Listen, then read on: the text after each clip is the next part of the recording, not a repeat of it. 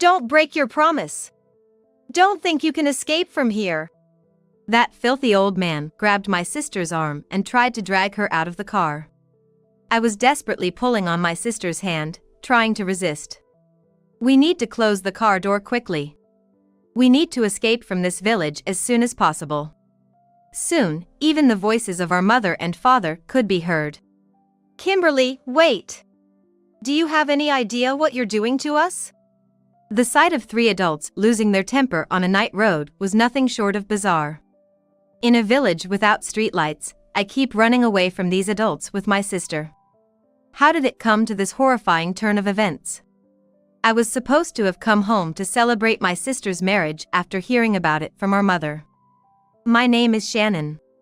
It's been over 8 years since I moved out from our rural family home and started living alone. I'm now 27. I currently work in sales at a pharmaceutical company in the city. I'm single, but I'm still eager to dedicate myself to my job. Selling the new products our company develops to various medical schools and hospitals is tough but fulfilling. The greatest joy is working together with doctors and pharmaceutical companies to save as many patients as possible. After graduating high school, I moved away from home to attend a university in the city. I paid for my living expenses and tuition all by myself. While attending university, I took on multiple part-time jobs, and even before that, I saved desperately by working part-time jobs since high school. I didn't want to rely on my parents at all. The main reason I wanted to move away from home was my father. Every time I saw him, he was drunk and gambled incessantly. To put it mildly, he was not a father I could respect. If I was in the same room, he would pick on me when he was drunk, and my mother was always under his thumb. Our family business is farming, but due to the financial strain, I decided to carve out my own life as soon as possible. The only thing I was worried about was my only sister, Kimberly. She has a quiet nature and got along better with our parents than I did. She is now 32, yet she has neither married nor found a job. She helps with the farming at home. My drunk father would denigrate her, saying, "Kimberly is so clumsy. If she goes to a city like New York, she'll only end up being deceived by bad people." In my opinion, despite her gentle nature, she's a beautiful woman and she's good at housework. It's a waste to leave such a woman in such a home. She was always kind and supportive to me. I loved my sister very much. She was well aware of the situation at home, so when I left, I asked her to come with me. We can look for jobs in the city, and I'll work hard at my part-time jobs. Together, we can make it. However, she just smiled, troubled, and shook her head. I'll stay here and take care of Mom and Dad. I need to help with the farming. That doesn't matter. We're both adults, and there are plenty of families where siblings live independently. If you say you have to live with Dad because you're the eldest, then I'll give up going to the city too. No way! In response to my emotional opposition to her irrational claim, she firmly said, "You should go. You've saved up money, right? Besides, it's not just out of obligation. I'm really worried about this house and Mom." Her large, dark eyes stared at me intently. There was an undeniable force in her gaze. Overwhelmed by her presence, I left for the city alone, though my heart remained. Afterward, my life went smoothly. Balancing academics and multiple part-time jobs was tough, but being young and strong, and having a firm intention not to rely on my family, I managed to get through it. My perseverance in facing adversity was recognized, and I secured a job offer from a major pharmaceutical company. The training and work after joining the company were more demanding than student life, but learning about the business was fun, and the dream of eventually helping to save people's lives and health gave me motivation. Above all, my sister's presence was my emotional support. Even after leaving home, I kept in touch with Kimberly through texts and calls. Sometimes she would care for me, saying, "Don't overdo it and hurt yourself," and other times she would compliment me, "Shannon, you seem so vibrant at your job." Each time, a warm feeling spreads through my heart, making me want to try even harder for my sister. But whenever I asked her, "How's life over there?" she would respond vaguely, "Well, Mom and Dad are the same as ever, Or our earnings have decreased, but we're managing somehow. Whenever I probed for more details out of concern, she would brush it off, saying, "Things haven't changed since you were here." I've never heard of any major accidents involving my sister or our parents, so I just told her, "Let me know if anything happens." And just like that, I turned 27. That day too, I was returning home late at night after entertaining some demanding doctors for hours. It's grueling, but thinking of it as for the sake of performance, I managed. While psyching myself up, I checked the mailbox in my building. There was something unusual in it. It was a personal letter, and upon checking the sender, I saw it was from my mother. I had been in touch with my sister since leaving home, but other than that, I had not contacted my father or mother at all. They hadn't reached out either, and I hadn't sent a single letter. Such a sudden letter from my mother. What's this all about? With a mix of surprise and anxiety, I entered my room and read the letter with my tired body. The letter revealed that my sister Kimberly was getting married. What? I haven't heard anything about this. My sister and I frequently kept in touch. Yet, she had never mentioned a boyfriend, much less marriage. Why would I learn about this from my mother instead of from her directly? A feeling of disbelief spread through my chest. The rest of the letter stated that there was going to be a meeting between both families for the marriage, and I should come home for it. After finishing the letter, I sighed. Going home meant going to a house where that father of ours lived. The area where my family home is located is really rural, with houses quite far apart from each other, surrounded by paddy fields, and groves. It's not even a town, but a village. There's hardly any diversion at home. It feels like being trapped in a claustrophobic place. Honestly, I'm reluctant. But if it's true that my sister is getting married, there couldn't be happier news. If the sister I thought would live out her life taking care of our parents has met someone great, fallen in love, and decided to marry, nothing could make me happier. I want to meet her partner, and of course, I want to congratulate my sister. The next day, I wrote a letter to my mother saying I would attend the meeting and took a day off on the designated day. Weeks passed, and the day arrived. I took a plane for 2 hours to reach the airport where my family home is, and from there, I planned to travel by rental car. The meeting was also set to include dinner, and as the sky gradually turned to dusk, I left the urban fantasy behind. Without the sparkling signs and crowds of people, the quiet scenery turned a dark shade of red as the evening approached. The scenery I took for granted as a child seemed oddly surreal after an 8-year absence. I found my way to my family home without hesitation. The old house was visibly damaged, with worn walls and roof even from a distance. Weeds overran the surroundings, clearly untended. I suppose my sister has been doing her best with the house, but evidently, she couldn't handle everything. Remembering my girlhood days trapped in this house, I felt unpleasant. There was no space for guest parking, so I parked the rental car nearby and walked a short distance to the house. By then, the sky had darkened considerably. The deep blue directly above and the lingering purple of the sunset created a gradient, and perhaps because of the broad visibility or the clear air, a few stars were already visible. A few crows cawed, their voices eerily echoing in the silence. In a rural area like this, ordinary homes don't even lock their doors. I could probably walk right in through the door. With mixed feelings of nostalgia and aversion, I approached the house's grimy door. That's when it happened. I heard a faint rustling of grass. Startled, I turned around, and there was my sister Kimberly, her face tense, hardly looking like someone about to greet for marriage. The sister I reunited with after several years was still beautiful. The beloved face of my sister. But this was not the time for a joyful reunion. "Kimberly!" "Be quiet." As I was about to raise my voice, my sister, Kimberly, raised her eyebrows and put her finger to her lips. I was confused, but Kimberly spoke in a hushed voice. "Why did you come back?" "What?" "It goes without saying. I came to celebrate her wedding." But instead of being happy about my return, she seemed somewhat angry. "Because there's a marriage greeting."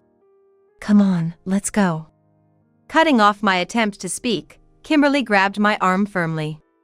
She pulled me along forcefully, and I was made to run in the direction she was heading. I couldn't grasp the situation at all. But it was clear that the situation was more complex than just a wedding celebration. Ahead of where Kimberly was pulling me, there was one of the few bus stops in the village. She dragged me to the back of a small shack that also served as a waiting room near the bus stop. What's going on? Isn't today supposed to be a meeting for your wedding? I asked in a lowered voice, and Kimberly, out of breath, bowed her head and fell silent. Soon after, I heard footsteps nearby. It was unusual for anyone to be out at night in this village. I could tell right away that it was just one person. Kimberly shielded me behind a wall and cautiously peeked down the alley. Mom! Kimberly's face turned pale instantly. I looked through the gap in her arms down the alley, and indeed, I could see our mother. She seemed to have aged a bit over the years we were apart.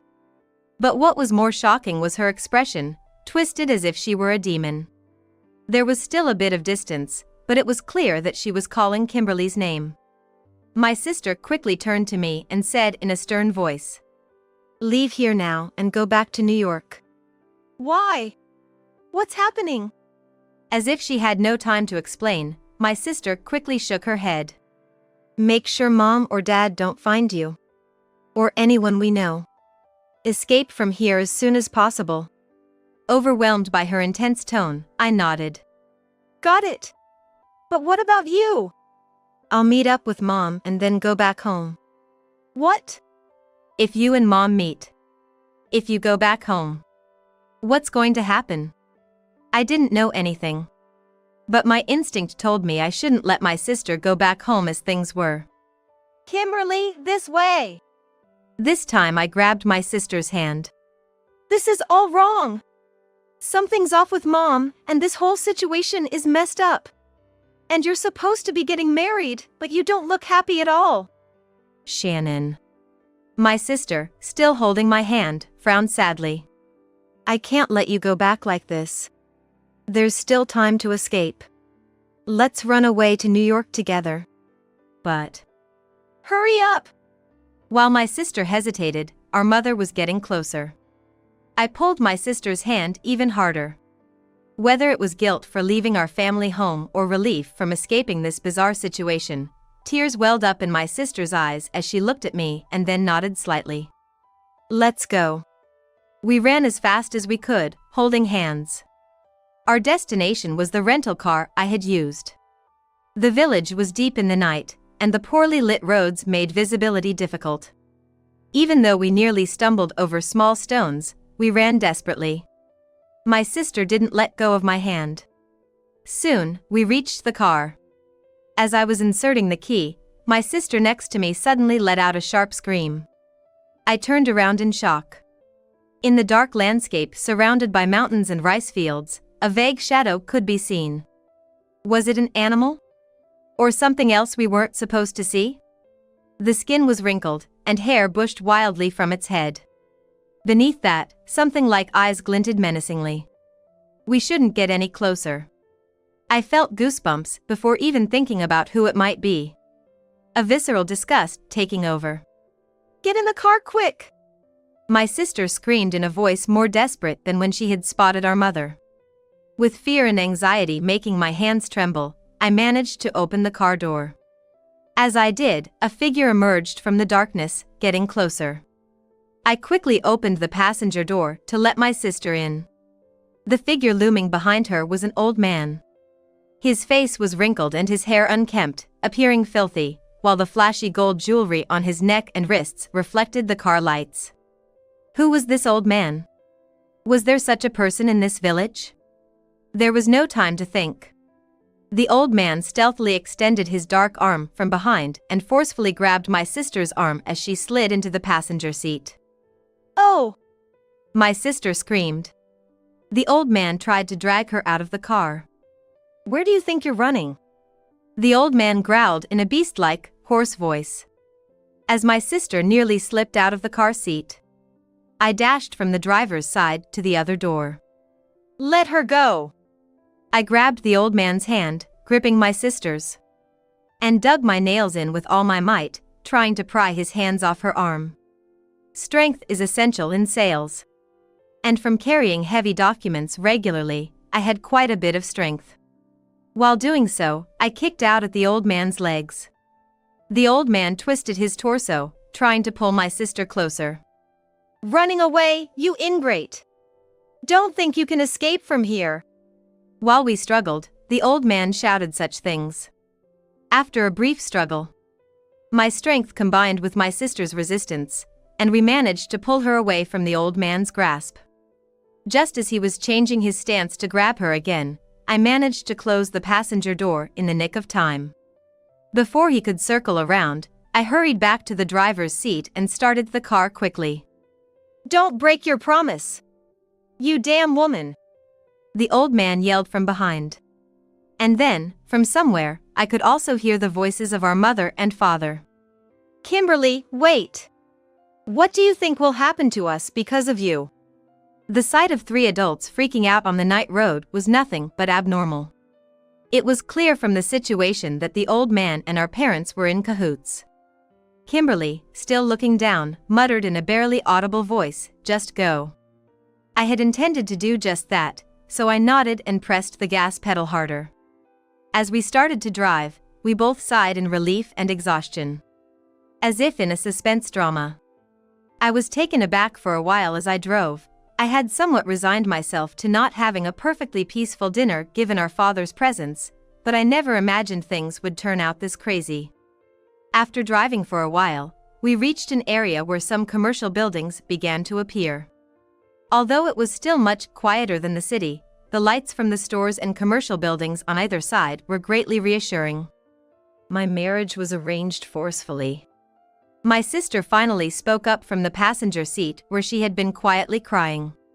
So, it wasn't her own decision after all. Otherwise, she wouldn't have appeared so desperate before her supposed wedding. What exactly happened? I encouraged her to talk. You saw the man who tried to grab me in front of the car, right? That man is a creditor of our family's debt. Debt! I couldn't help but widen my eyes and look at her, reminding myself to keep my eyes on the road. It's truly sad and embarrassing. While you were still around, Dad used to drink and gamble a lot, remember? Yes, that's why I left. I wanted to take you with me. My sister smiled slightly and said, "Thank you for that." After that, no matter how hard I tried, Dad couldn't stop. Every time he drank, he would scream unpleasant things, hit Mom, and I would desperately try to stop him. I tried to get him interested in other hobbies, invited him to movies and cooking, but nothing worked. It just got worse. But we're just a farming family, we don't make much. Eventually, the household finances collapsed, and that's when he turned to debts. That's terrible! He would drink and gamble away precious living expenses in an instant. How had she felt watching our father's behavior over these 8 years? A mix of pain and guilt made my heart feel like it was going to burst. With the borrowed money, he'd buy a lot of alcohol, shouting about how he'd win it all back at the slots tomorrow and repay everything. But he never could, and the debt just kept growing. I don't know if I should ask, but how much is it now? About $100K. $100K! I almost shouted loud enough to break the car windows. How could he have spent so much? Facing such an astronomical amount made my hands tremble as I drove. We couldn't stand it anymore, with no way to repay, so Mom and I went directly to the creditor to plead. The man from earlier, his name is Kevin. We asked if he could at least forgive the interest since we promised to repay the principal borrowed by Dad. Then he said. After getting that far, my sister fell silent, starting to tremble slightly. If you don't want to talk about it, don't force yourself. No, it's okay. He said, if you give me your daughter as my grandson's wife, I'll cut the interest in half. That's how my marriage was decided. That can't be true! Dad happily accepted the terms. He doesn't get any more money to use, yet he readily agreed to send his own daughter, me, to a place I didn't want to go. To him, I was just a possession, and realizing that truly hurt. And then she told me that our mom, compliant as ever, did not oppose it. And I really don't want to say this, but Kevin also said, "You have a sister in New York, right? Bring her out, and I'll zero out the interest." Tears streamed down her face as she sobbed. I felt a chill down my spine. It seems likely that he was deliberately increasing the debt amount to bring my sister and me into his house for negotiations. Trading daughters for money is like a horrific tradition from decades ago, and it's happening to my family. Unable to bear the horror anymore, I stopped the car on the roadside. With my hands now free, I hugged my sister sitting in the passenger seat. "It must have been so hard for you." "No, I'm the one who should apologize. I couldn't stop our father, and I dragged you into this mess. I'm truly sorry." As we sat in the car, parked in a town that still had a rural feel, we hugged each other and cried a lot. I wondered how lonely, difficult, and desperate her days had been. Why couldn't I have helped her sooner?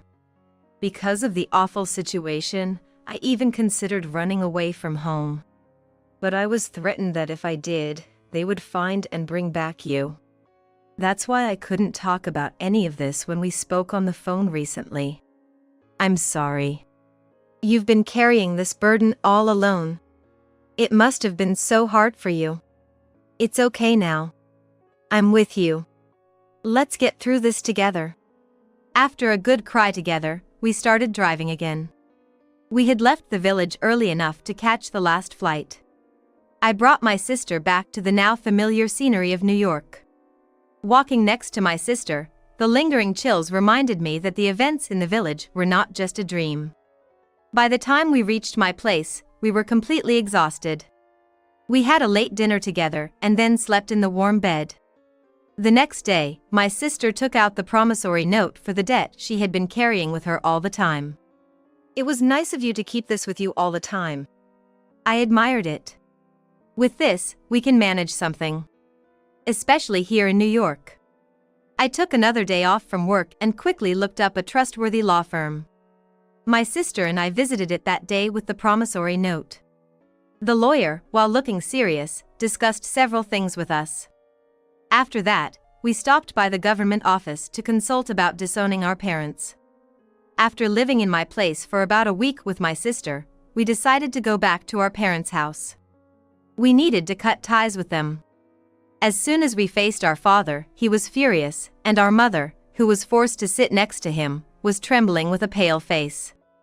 Apparently already drunk, our father turned red-faced as soon as he heard our declaration of disownment and shouted, "You're kidding me," as he swung a bottle of liquor at my sister.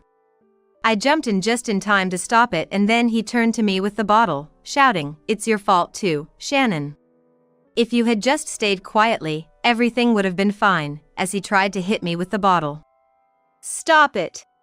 I shielded my sister and desperately dodged our father's blows. The struggle between us and our rampaging father continued.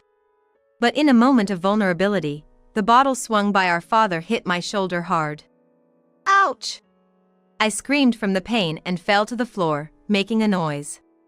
But right after that, I looked up sternly at my father and said in a low voice, "Dad, all of this is being recorded." As my father dumbly said, "What?" I looked back towards the entrance of the living room. A man quietly appeared there, holding a camera. He was the lawyer we had consulted about the debt. The lawyer calmly stated, "This is evidence of domestic violence." I intentionally created a gap to let my father hit me, to record undeniable proof of his violence. "Dad, that's low. Bringing a lawyer, huh?